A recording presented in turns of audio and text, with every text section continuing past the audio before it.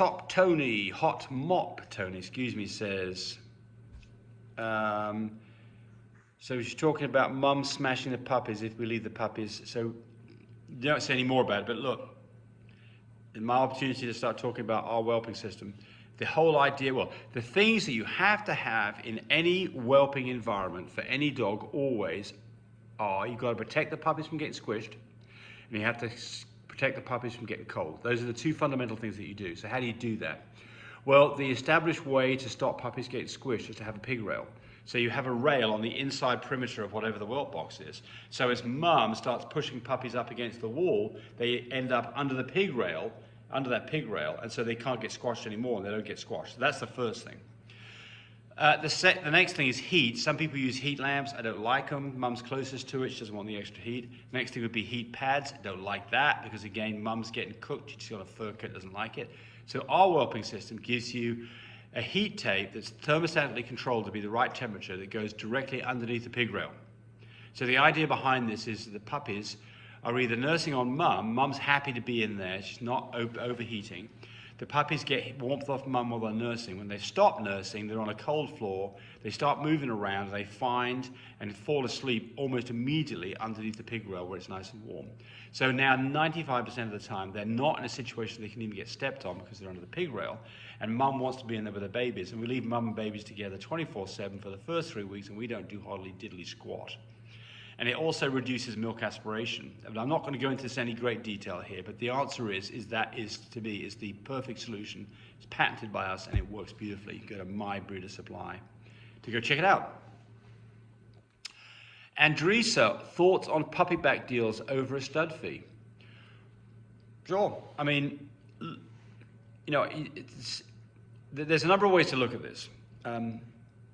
Now, when people are wanting to use your dog, they've got to come up with money. And certainly we are in a day and age where there's a lot of competition out there, and to be more creative about this gives you a better opportunity that your dog gets to be used. Would I do a puppy back deal? Only in certain circumstances for me. So I'm going to tell you what they would be. First off, I'd like to have somebody who's close to me so I can go look at the puppy and pick it up. And that's the first part.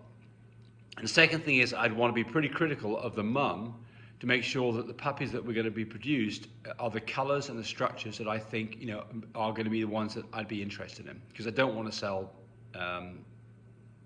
puppies that don't meet my standard. So if all that lines up, yeah, sure. I mean, you know, then to take a puppy back, you know, it's maybe just fine. So a lot of people do it. Have a contract in place. Make sure everybody knows what's going to happen. I wouldn't sign off on the litter registration until I had chosen a puppy and made sure that that was going to happen. So, you know, be careful to make sure that you don't get an end run put on you where you sign off on something, they've got all the control and you don't get a puppy, because that does happen. So watch out for that. Michael Weesey, when tube feeding, how do I know that I don't have in the lungs? Well, so the answer is that you take, see if I've got something right here. I do. Here we go. I've got some puppy toys. Here's a puppy toy. All right, so it's a very small puppy that's going to be tube fed. How do you tube feed that puppy and not get the tube? So what we're worried about is that you get the tube into a lung, and when you dispense the milk, it fills the lung up with fluid, and the puppy then dies very quickly. And that can happen, but I've never had it happen to me. And I've only heard of one customer of mine who used this technique who actually did succeed in getting that done properly and killing a puppy. But that's out of 1,000 people who've done this technique, maybe a lot more than that. So how do you do this? So let's see if I can find a cable. What are we going to use here? We'll use this cable right here. This is our tube. Let me unplug this. Have my laptop. Whoops. Okay.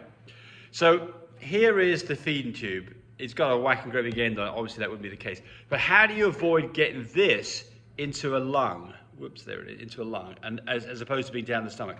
The answer is you pre-measure this tube from the bottom of the rib cage all the way up to the tip of the mouth, just like I'm here, and you put a mark on this feeding tube. I use a black felt pen.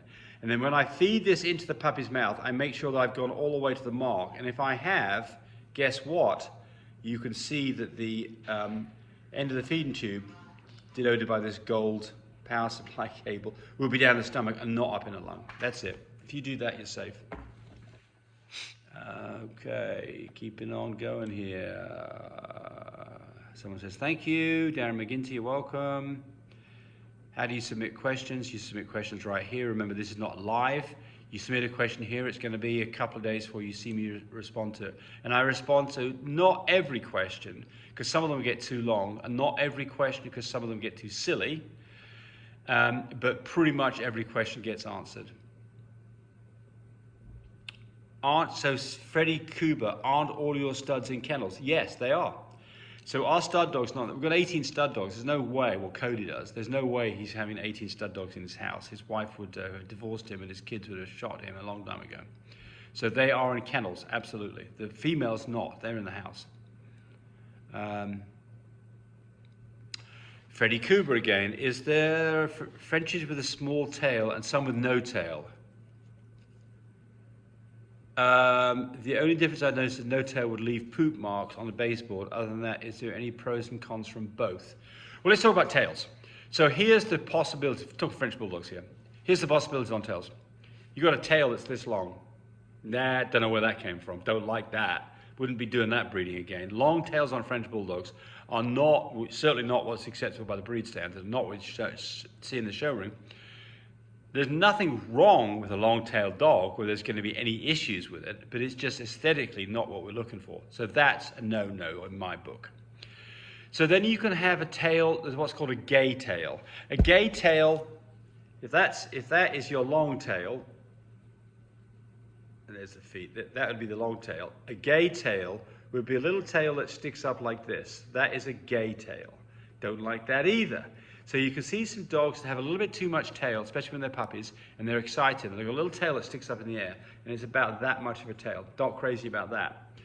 So what I like to see on a French Bulldog is a tail that is short, and it covers their butt completely. A tail that doesn't cover their butt, I think, is a bit short, and you can have problems with it being ingrown and getting feces and muck in there and causing an abscess. So I don't like that. A tail that has a corkscrew on it, I don't like, but it's probably okay. Some people claim that there's going to be spine problems. I think that's probably wrong because the spine's not going to be like that. So a little bit of a tail that covers up the anus is what we like to see. It's going to be very short, but it's there and it's visible and it's not twisted. That is the perfect situation. All right. Somebody's saying they like little panda pup. Tammy, hi. Progesterone at 7.2 today. What would be your thoughts on when she will be ready? Depends on the machine. If it's an IDEX machine at the vet's office, then I figure this should be ready the next day. And she'll probably be, so numbers go up almost double. So from a 7, you're going to be something around a 13, and we'd like to breed on a 15, which is a few hours away from a 15. I'd be breeding again tomorrow. I'd breed again 2 days later, retest to make sure the numbers are in the 20s. With a fine care machine, high numbers, want to start breeding on a 17.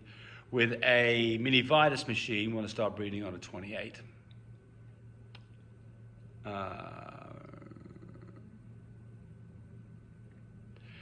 Tammy, hi again. Have a Chihuahua with a Singleton puppy, looks large. Did a reverse PG on day 60, was a 7.2.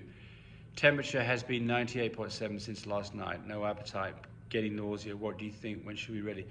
Well, I mean, I think that typically dogs that have a temperature that's below 99, which 98.7 is, have puppies in 24 hours. You're a day away from C-section, day 60.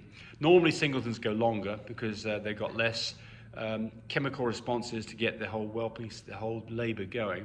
But I would keep a very careful eye on this dog. 7.2 is too high progesterone level. We want to be closer to 3. But I would test again and keep a close eye on this dog because I suspect she's going to go into labor within 24 hours. Rhonda Bradfeud. I have a pedigree that shows 2 blue dogs that had a cream puppy. How does this happen? No, good question. Yeah, well, so the answer is that both of those dogs must have had a single copy of cream. So they were both big E, little e dogs. Well, it could be big EM, little e dogs, but they're little e. They've got 1 copy of little e. If they had 2 copies of little e, they would be physically cream dogs. but they produced a cream dog. How did that happen? They both gave out the E gene. They are not cream because they've only got one copy, so they're not visually cream, but they both gave out one copy of V, so the puppy ended up being little e, that's a cream dog. So you'd expect in that situation 25% of the litter to be cream, half the litter to have one copy of cream, and 1/4 litter have no copies of cream at all. There we go. Thanks Bye. for watching the video. I really appreciate people who subscribe to me. It helps me, encourage me to do more of these videos. But do remember, disclaimer here, I am not a vet. I'm not a licensed medical professional. I'm purely a person who's been breeding dogs for the last couple of decades. Any information that you got from this video, use at your own risk. There's nothing implied here, and certainly this should not be used as a substitute for advice from your veterinarian or your medical professional. I hope you enjoyed the video. Come back for more of them. Bye.